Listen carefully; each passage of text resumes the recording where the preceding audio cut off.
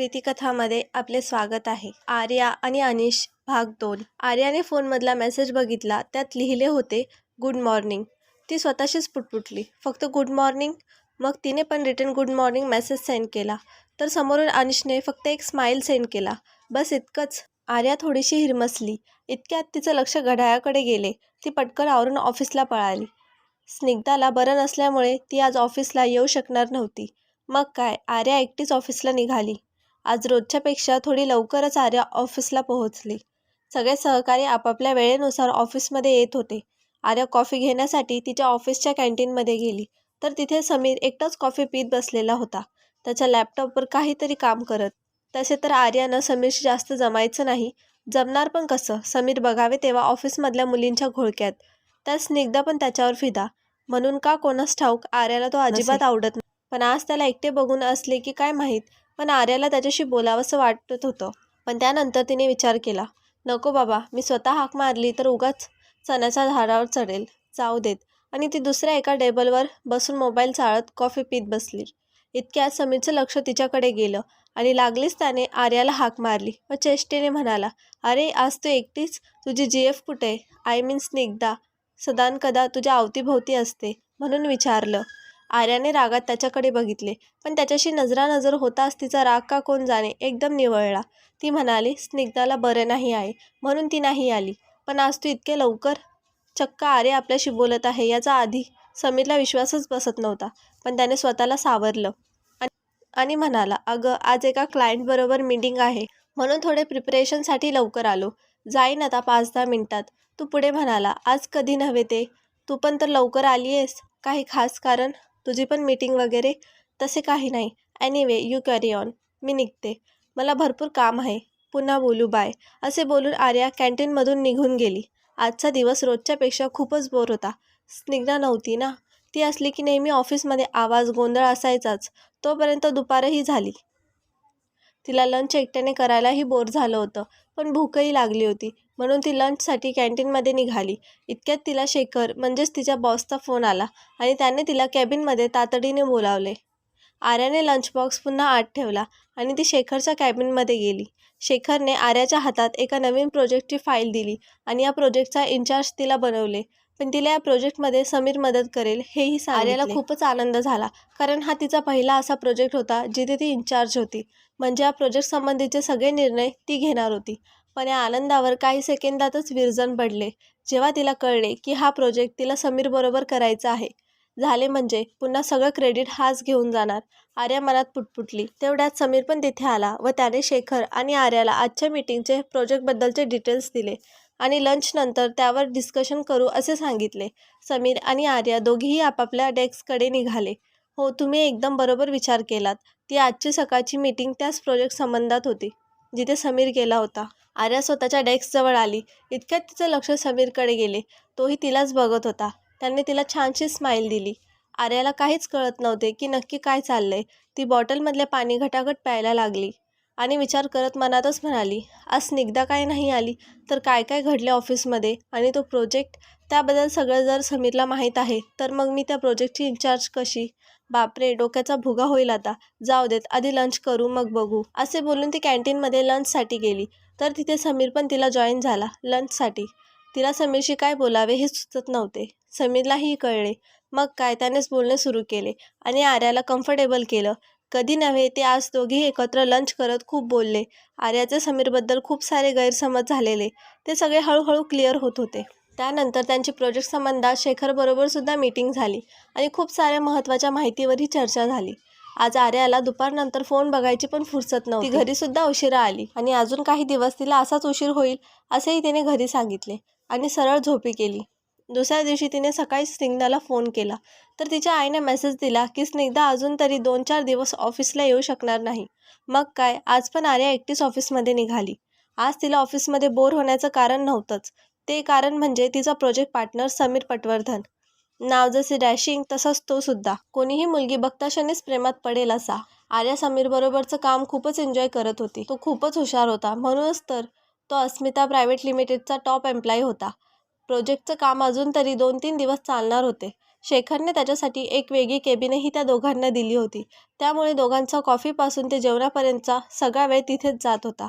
पण यामुळे ऑफिसमध्ये त्यांची चर्चा खूपच गरम होती. ऑफिसमधल्या मुली तर आर्यावर खूपच जळफळत होत्या. आर्यालाही कळत होते, पण आर्याला त्याची काहीच फिकर नव्हती. तिला फक्त तिचं काम परफेक्ट व्हावे असे वाटत होते. ही झाली आर्याची बाजू. पण आपल्या समीरचं काय, ते तरी विचार करा. समीर तर आर्यावर तिला पाहिलेल्या पहिल्या दिवसापासून फिदा होता. पण आर्याशी कधी मोकळेपणाने बोलायची संधी त्याला मिळालीच नव्हती. नेहमी ती स्निग्धा अगदी ग्लूसारखी चिकटून बसलेली अशी आर्याशी. मग बोलणार पण कधी? म्हणून त्याने शेखरला राजी करून आर्याला या प्रोजेक्टचं इन्चार्ज बनवायला सांगितले होते. सगळे काही त्यांच्या प्लॅननुसारच होते आणि सोने पे सुहागा म्हणजे स्निग्धा आजारी पडली. त्यामुळे त्याला या 3-4 दिवसात आर्याच्या अजून जवळ यायला मिळाले होते. तसेच तो प्रोजेक्ट पूर्ण झाल्यावर आर्याला मागणीही घालणार होता. मग आर्याचं उत्तर काहीही असो, त्याला त्याची फिकीर नव्हती. पण तो अजूनही प्रेम मनात लपवून ठेवू शकत नव्हता. इथे अनिशला समजत नव्हते की आर्याला काय झाले, कारण न चुकता तो रोज आर्याला गुड मॉर्निंग हा मेसेज सेंड करत होता. पहिला दिवस सोडला तर तिने नंतर त्याच्या मेसेजला रिप्लायही केला नव्हता. म्हणून त्याने आज तिला फोन करायचं ठरवले. पण फोन करून बोलणार तरी काय? त्याच्याकडे ठोस असे कारणही नव्हते. तो विचार करू लागला. समीर आणि आर्या खूपच आनंदित होते. आज त्यांनी घेतलेल्या मेहनतीचं चीज होणार होते. ठरल्याप्रमाणे प्रेझेंटेशन खूपच छान पार पडले. क्लायंटला हे काम खूपच आवडलं. त्यामुळे शेखरसुद्धा या दोघांवर खूपच खुश होता. तसेच सगळ्या स्टाफने ही दोघांचे फारच कौतुक केले. आर्याला खूपच भरून आले, कारण हे तिचे स्वतःचं असं पहिलं प्रोजेक्ट होतं. समीर जरी मदतीला असला तरी सगळ्यात जास्त मेहनत ही आर्याची होती. इतक्या शेखरने समीरला इशारा केला आणि समीरनेही तो ओळखला. तो आता आर्याला काही बोलणारच होता की अचानक आर्याचा फोन वाजला. आर्याने फोनच्या स्क्रीनवर बघितले तर तो फोन अनिशचा होता. ती आज खूप खुश होती. तिच्या प्रेमाचा समीरने स्वीकार जो केला होता, तरीही तिला मनात कुठेतरी वाटत होतं की समीरचे खरे प्रेम आर्यावरच आहे. जरी ते एकतर्फी असले तरी पण तिला हेही माहीत होतं की समीर आता आयुष्यात पुढे निघून गेलाय आणि आता तो फक्त तिचा आहे, फक्त तिचा. असा विचार करून गौरी तिच्या सुखी भविष्याचे स्वप्ने बघू लागली आणि बघता बघता ती आधी झोपली. तिला कळलेच नाही. इथे समीर गौरीचाच विचार करत होता. त्याला माहीत होतं की आर्याची वाट बघणं आता व्यर्थ आहे, कारण म्हणतात ना, आपण ज्याच्यावर प्रेम करतो त्याच्या आनंदातच आपला आनंद असला पाहिजे. समीर अगदी ह्याच विचारांचा होता. म्हणून तर तो आर्याच्या आयुष्यातून इतका लांब निघून गेला. त्याला आर्याच्या आठवणींमध्येच उरलेलं आयुष्य काढायचं होतं. पण देव नेहमी चांगल्या लोकांबरोबर चांगलंच वागतो. म्हणून देवाने समीरच्या आयुष्यात गौरीला आणलं होतं. त्याच्या हृदयातील जखमांना भरून त्याला एक सुखद आयुष्य देऊ केलं होतं. फरक इतकाच होता की जिथे समीर कधी काळी उभा होता, आज तिथे गौरी होती. जसे समीरला आर्यावर प्रेम झालं होतं, अगदी तसंच व त्यातूनही जास्त गौरीचं प्रेम समीरवर होतं. आणि आता समीरने गौरीला होकार देऊन गौरीला तिचं प्रेम देऊ केलं होतं. आता त्याच्या जगण्याचं एकच कारण होतं, ती म्हणजे गौरी. काही महिन्यांपूर्वी मुंबईमधली सकाळ. आर्या, अगं उठ बाळा, आता ऑफिसला नाही जायचं का? 8:30 वाजले आहेत. जळलं मेलं ते लक्षण. नजरच लागली अमयला. त्याचा प्रोग्रामच बंद पडला. काय आवाज होता त्याचा. आता जमतंय का कोणाला त्याच्यासारखं लाघवी बोलायला? सुकन्या काकू असं बोलत बोलत स्वयंपाकखोलीत गेल्या. आर्या उठली आणि तयारी करून नेहमीप्रमाणे ऑफिसला निघाली. आज प्रथमच तिची सकाळ अमयच्या आवाजाने झालेली नव्हती. ती अमयला म्हणजे समीरला खूप मिस करत होती. ती स्वतःशीच पुटपुटली, मिस यू अमय. आज स्निग्धा ऑफिसला येणार नव्हती, सो आर्याला एकटंच ऑफिसला जायचं होतं. तिने किती दिवस रेडिओसुद्धा लावला नव्हता. ती फटाफट तयार होऊन ऑफिसला निघून गेली. तिला आज ऑफिसला जायची इच्छा होत नव्हती. तिने अनिशला फोन करून खोटं सांगितलं की ती एका महत्त्वाच्या मीटिंगमध्ये आहे आणि ती संध्याकाळी फ्री होईल, मगच ती त्याला फोन करेल. आणि तिने तिचा फोन सायलेंट केला आणि ती थेट चौपाटीवर गेली आणि त्या फेसाळणाऱ्या समुद्राकडे एकटक पाहत राहिली. आज तिला स्वतःसाठी वेळ हवा होता, एकांत हवं होतं. ती समीरचा विचार करत होती. त्याचबरोबर घालवलेला प्रत्येक क्षण तिला आठवत होता. ते क्षण आठवत ती मंद हसली. तिने कधीच विचार केला नव्हता की समीर हाच अमय होता. अमयला भेटण्यासाठी तिने काय नाही केलं आणि तो तर नेहमी तिच्याबरोबरच होता.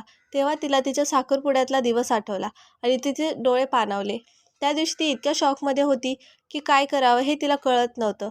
समीर जाताना त्याला थांबावं असं तिला फार वाटत होतं. पण तिचं प्रेम तर अनिशवर होतं ना. ती मनात विचार करत होती, कुठे असेल समीर, कसा असेल, त्याने एकदाही मला भेटण्याचा प्रयत्न का नाही केला. ती इतकी कन्फ्यूज होती की तिला हेच समजत नव्हते की अनिश तिच्याबरोबर असताना ती समीरला इतकी का मिस करते. तिला स्निग्धाची खूप आठवण येत होती, कारण या द्वंद्वातून तीच आर्याला बाहेर काढू शकत होती. आर्याने स्निग्धाला फोन करण्यासाठी तिचा फोन हातात घेतला तर त्यामध्ये अनिशचे 12 मिस कॉल होते. तिने लगेच अनिशला फोन केला. आर्याचा आवाज ऐकताच अनिश रडायला लागला. त्याला धड बोलताही येत नव्हते. इतक्यात कोणीतरी त्याच्या हातातून फोन घेतला तेव्हा कळले की अनिशच्या आईला हार्ट अटॅक आला आहे आणि तिला अतिदक्ष विभागात ठेवण्यात आले आहे. आर्या काही वेळातच हॉस्पिटलमध्ये पोहोचली. सगळे रिपोर्ट येईपर्यंत संध्याकाळ झाली. डॉक्टरांनी अनिशला कॅबिनमध्ये बोलावले आणि ते म्हणाले, तुझी आई ह्या प्रसंगातून थोडक्यात वाचली आहे. आता तिची तुम्हाला जास्त काळजी घ्यावी लागेल. तिला कसलाही स्ट्रेस देता कामा नये. तिला खूप जपावं लागेल. सध्या तरी तिला दगदग करून चालणार नाही. अनिशने डॉक्टरांचे नीट ऐकून घेतले. तो ह्याच वाक्याने खुश झाला की त्याची आई आता ठीक आहे. डॉक्टरांनी तिला महिनाभर तरी विश्रांती घ्यायचा सल्ला दिला. आर्या आणि अनिश दोघेही गोडबोले काकूंना म्हणजेच अनिशच्या आईला बघायला तिच्या रूममध्ये गेले. काकूंना अजून 2 दिवस तरी अतिदक्षता विभागातच ठेवण्यात येणार होते. आर्या आणि अनिशला पाहून काकू खूप खुश झाल्या. आता लवकरात लवकर त्यांना आर्याला त्यांच्या घरी कायमचे आणायचे होते. काकूंनी तशी इच्छा दोघांना बोलून दाखवली. दोघांनाही काकू बऱ्या होऊन घरी आल्याशिवाय लग्नाला विषय नको होता. तरीही काकूंसाठी त्या दोघांनी होकार दिला. काकू घरी येईपर्यंत आर्याने काकूंची खूप काळजी घेतली. स्वतःच्या आईप्रमाणे त्यांचं सर्व काही केलं. काकू घरी आल्यावरही आर्या घरातले सर्व काही बघत होती. अनिश तर हे सर्व पाहून भारावून गेला. आर्या आता इतकी व्यस्त झाली होती की तिचा स्वतःसाठी विचार करायला वेळच नव्हता. तिने ऑफिसमध्ये 15 दिवसांची सुट्टी सांगितली होती. ती फक्त झोपण्यासाठी तिच्या घरी जात असे. बाकी पूर्ण दिवस ती गोडबोले काकूंची काळजी घेण्यात घालवत असे. अनिश घरी आला मग ती जेवून सर्व आवरून तिथून निघत असे. काकू आता हळूहळू बऱ्या होत होत्या. आर्याही आता ऑफिसात पुन्हा रुजू झाली. अनिशने त्याच्या आईची समजूत काढून 2-3 महिन्यासाठी लग्नाचा विचार पुढे ढकलला. कारण डॉक्टरांच्या सल्ल्यानुसार काही दिवस तरी गोडबोले काकूंना दगदग करता नये होती. असेच काही महिने निघून गेले. आता गोडबोले काकू पूर्णपणे बऱ्या होत्या. त्यांचे पथ्यपाणी व्यवस्थित झाले होते. आज जोशी कुटुंबाला मुद्दामूनच त्यांनी रात्रीच्या जेवणाला बोलवले होते. कारण त्यांना आता आर्या आणि अनिशच्या लग्नाचा विषय काढायचा होता. पण त्याआधी त्यांनी सर्वप्रथम ह्या विषयावर अनिश आणि त्यांच्या बाबांशी चर्चा केली. यावर अनिशने संमती दर्शवली. फक्त त्याची एक अट होती. लग्न अगदी साधेपणाने व्हावे. मोजक्या जवळच्या लोकांना बोलवून. काकूंना प्रथम हे अमान्य होतं. पण त्या आत्ताच बऱ्या झाल्या आहेत व अजून त्यांना दगदग नको असे जेव्हा अनिशने त्यांना पटवून सांगितले तेव्हा त्या ह्या गोष्टीला तयार झाल्या. पण आर्याशी आणि तिच्या घरच्यांशी बोलल्याशिवाय त्यांना कोणताही निर्णय घ्यायचा नव्हता. आर्या आणि तिच्या कुटुंबाचे अनिशने आणि त्यांच्या आईवडिलांनी स्वागत केले. काही औपचारिक गोष्टी झाल्यानंतर गोडबोले काकूंनी सरळ विषयाला हात घातला आणि त्यांनी आर्या व तिच्या आईबाबांना पुढच्या काही महिन्यातले काही मुहूर्त दाखवले. आर्याचे आई बाबा तर खूपच खुश झाले. पण गोडबोले काकूंना आर्याची संमती हवी होती. तिने अनिशकडे बघितले आणि तुम्ही जे म्हणाल ते असे ती म्हणाली. मग काय 2 महिन्यांनी जो पहिला मुहूर्त होता तो ठरला. अनिश आणि आर्याच्या म्हणण्यानुसार लग्न अगदी साधेपणाने करायचे ठरले. अगदी मोजकीच घरातली मंडळी आणि मित्रपरिवार. अनिश तर इतका खुश होता की बोलायला शब्द अपुरे पडतील. आर्याही खूप खुश होती. अनिश तर अगदी मनातल्या मनात हेच म्हणत होता, हिरिये सेहरा बांध के मैं तो आया रे, डोली बारात भी साथ मैं तो लाया रे.